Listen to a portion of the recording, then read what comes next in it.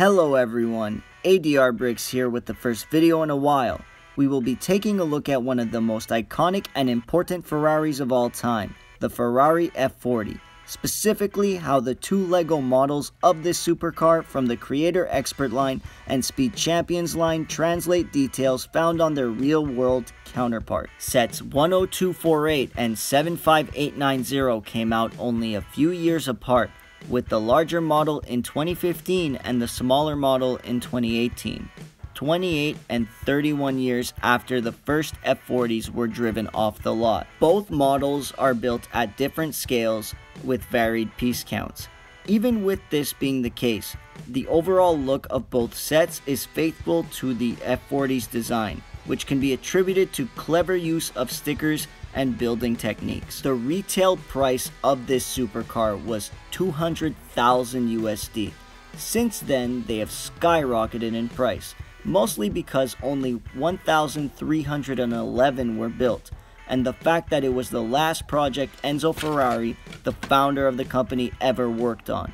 You can find them around $1 million or more in most cases nowadays. Starting with set 10248, the most striking detail found throughout the model is the air inlets made with clever building techniques as opposed to stickers.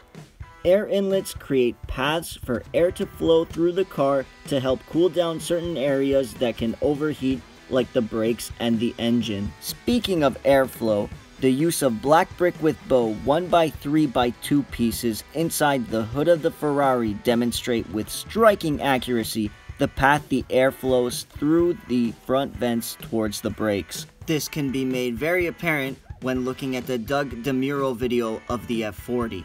While the hood is open, we can also see the seemingly random green round 1x1 piece.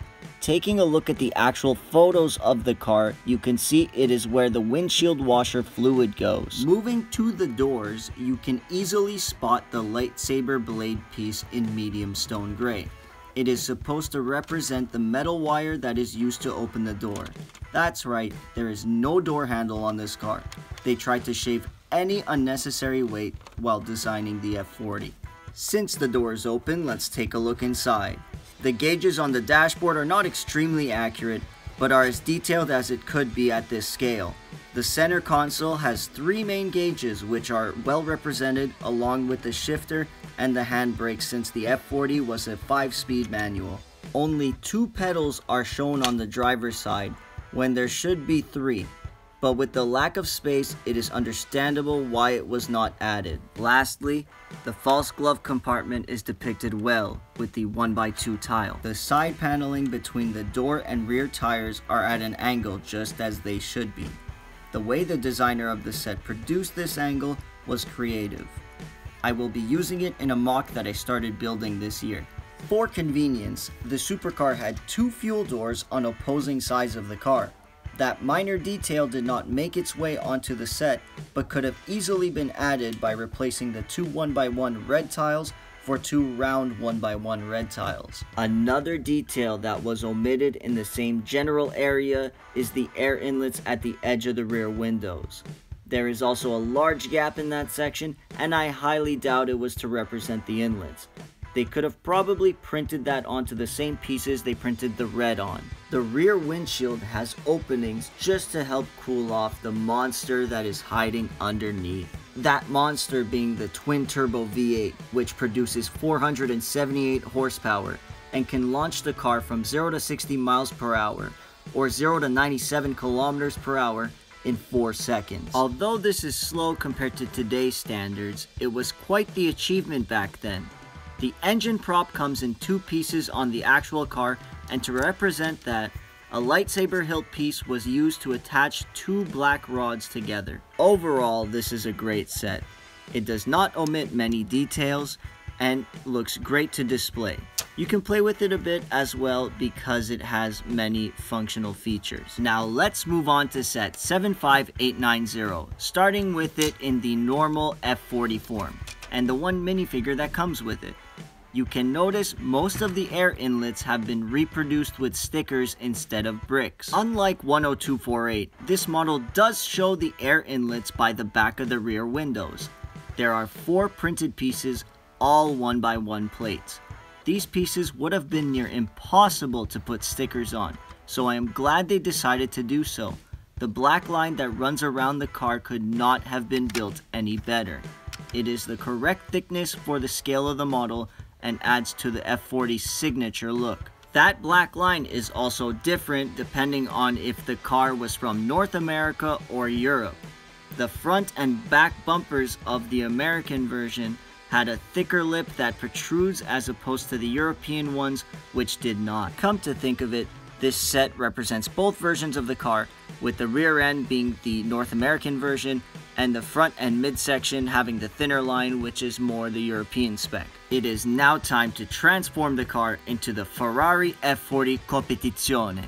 This car was also known as the F40 LM early in its production, which stood for Le Mans. The name was later changed since it never ended up being used in a race at Le Mans. The car was more aerodynamic, with an added front wing, completely redesigned hood, different spoiler, and different diffuser. All of this, as you can see, made its way onto the set. What is not noticeable besides the rims used on this set is the amount of weight that was removed from the car, dropping 700 pounds from 3,000 to 2,300.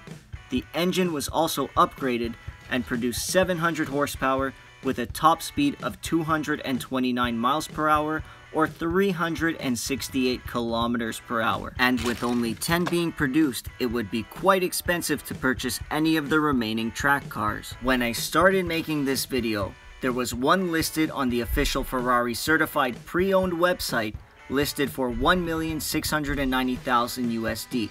It was in California, fairly close to Los Angeles. What I found astonishing is that it was never driven. A pristine piece of Ferrari history that would be an honor to own.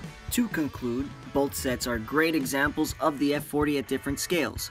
Although it would be nice to have set 10248 come with an alternative build, just like this smaller Speed Champions one did. Although there is one on Rebrickable, it is not the actual Competizione. It is a custom version of the Competizione that was built for only one billionaire. All variations in this legendary supercar have a history worth exploring, and these two sets have building techniques that can be useful in smaller and larger builds.